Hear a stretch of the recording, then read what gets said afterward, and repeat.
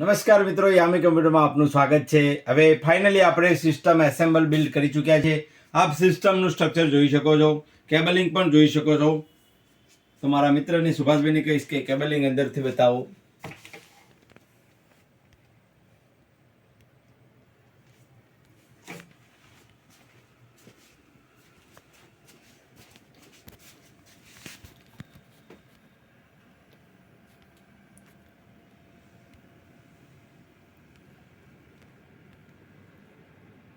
Configuration શું છે આમાં?